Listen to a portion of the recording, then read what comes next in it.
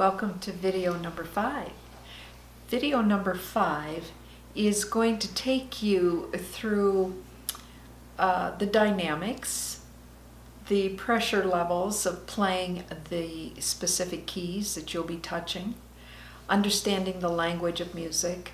We're going to talk about ties, we're going to talk about slurs and phrases, and making your music very legato, smooth and connected.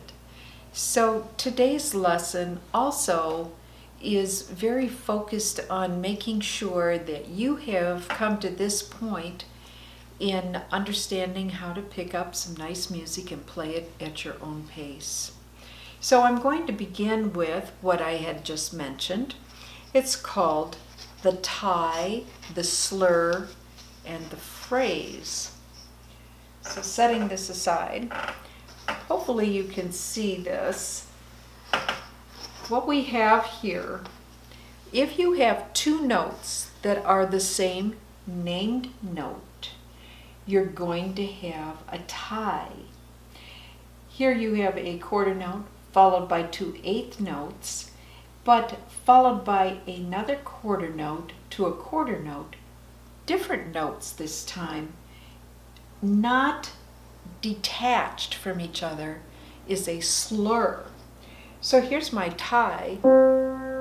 I'm not going to strike it twice, I'm only hitting it once. If we have an off, did you hear? That is a slur. Now we're talking about, again, this upside down happy face is, again, the notes are not detached. You're playing them together. And a lift. Off.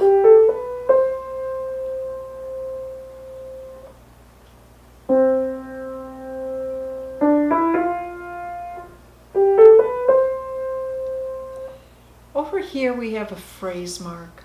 The phrase mark is connecting, in this example, a tie, a slur between these two notes, and then to the end of the phrase. A phrase is a musical sentence. Just pretend that it's a sentence and you're coming to the end with a period. It's done. But within your sentence, you have some action going on here. You have your two eighth notes,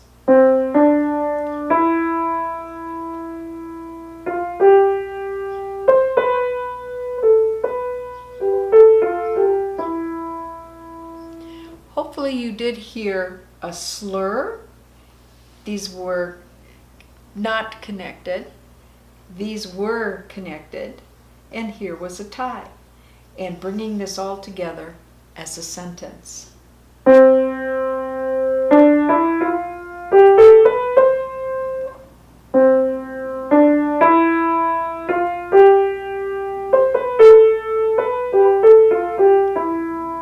And off. So, again, if it's the same note, followed by the same note, it's a tie. When you see a very small arc and these two notes are not detached, again, it's this sensation of rolling off. Whereas when you come to the next, and you're rolling off with those.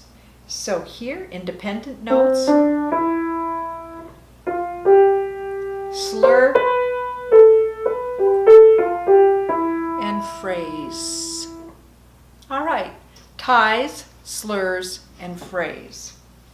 That brings me to the dynamics. The dynamics are, if you recall, when we first started, I told you that we're going to press down. The piano is a percussion instrument, and as you place your hands on the keys, you're going to be able to feel that energy from your neck, your shoulders, through your rib cage, and down through the arms into the hand.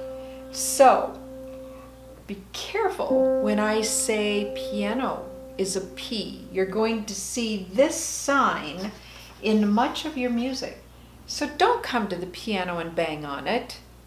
That's not going to be clarity, that's not soothing, and that's not a beautiful tone. Pounding up the notes is just pounding out the notes. I am wanting you to play the piano. So, soft, and that's called piano. Now we're going with loud. Forte, and this is the symbol for forte, an F. Mezzo, piano. Medium soft, and here's soft.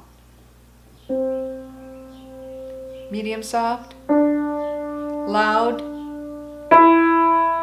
and now I want mezzo forte, medium forte, and pianissimo, and that's very soft, and fortissimo, very loud. No pounding. My hand was here. The best way to figure that out is to find your loud. Here's loud. Now, I don't want it that loud. What if I want medium loud? What if I want medium soft? What if I want soft? A little softer. And then pianissimo, very soft. Very soft. All right, so those different levels of how you apply the tension level, the pressure to your keys will give you those dynamics. Next is important. Crescendo, from soft to forte, from forte to piano. Piano, forte, piano. Crescendo, decrescendo, or diminuendo. So this is not a greater than or less than sign, but it is used in math, surprisingly. What we're saying here is you're going from soft, and now I'm forte and I'm going to soft.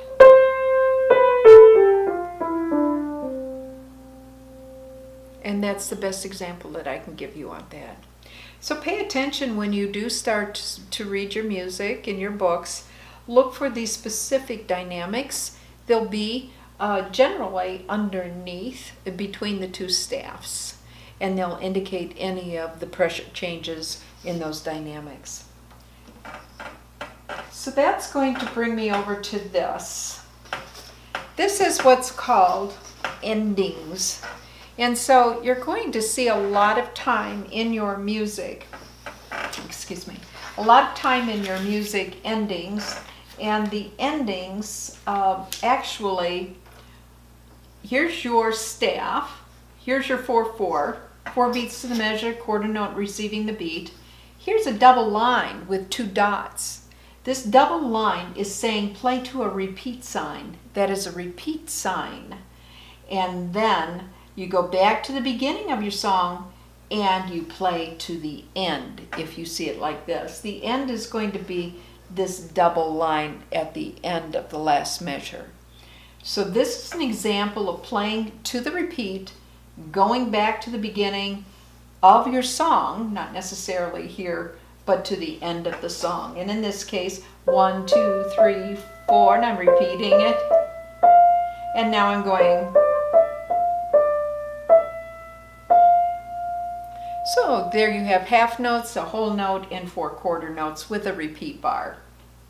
Now we're coming down here to da capo al fine, and this is right here. This is the end of the song, and so what we're going to do is we're going to play, these are 16th notes followed by an 8th, and so now we have 4 quarter notes, 2 half notes, and a whole. So what happens with this is we are going to play all through here. You see, this is not a black line. This is an open white line. So it's saying here comes a change, a little bit of a change here.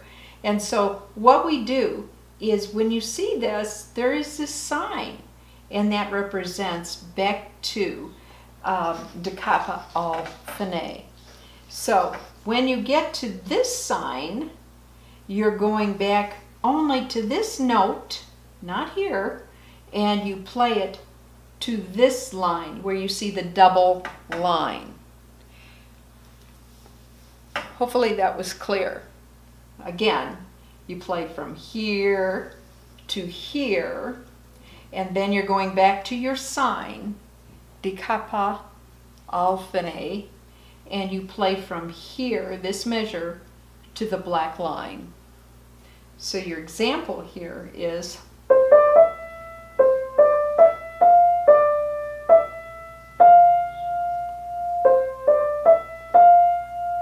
and off. So that is playing DC al fine. DS al fine. So then we come down here to first and second measures. 6/8 time, 6 beats to the measure. The 8th note is receiving the beat in this case. So what's important is this ending. The ending with the repeat bar, we're playing from here to here the first time, but then we go here to the second ending, and here is the end of the song. So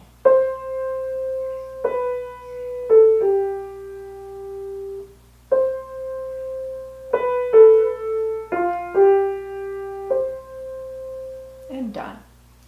So this is probably the one, dies al fine, is da kappa al fine, is probably the one that you'll question more than anything else. Most of you know from singing that you have a repeat bar and that you have an end to your song when you see that dark line.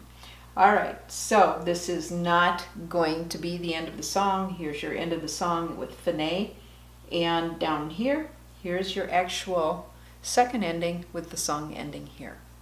So today, what we did step through were dynamics, and we did talk a little bit about the endings, which are most common, and then slurs, ties, and phrasing. One other thing before I close off is something called double sharps and double flats. I'm just going to bring it to your attention based on the fact that we did study from here to here is a half, from here to here is a half, from here to here is a whole. All right, so when you see a double sharp, it's going to have an X in front of it, and if it's a double flat, 2 flats. So you're going to make it lower 2 half steps and raise it 2 half steps. So we will get a little bit more into this as we progress. I just wanted you to be aware of the signs that we discussed earlier and that we do go into doubles. Anyway, that ends today's 5th video, and I certainly hope that it was helpful. Enjoy your music, and thank you for tuning in.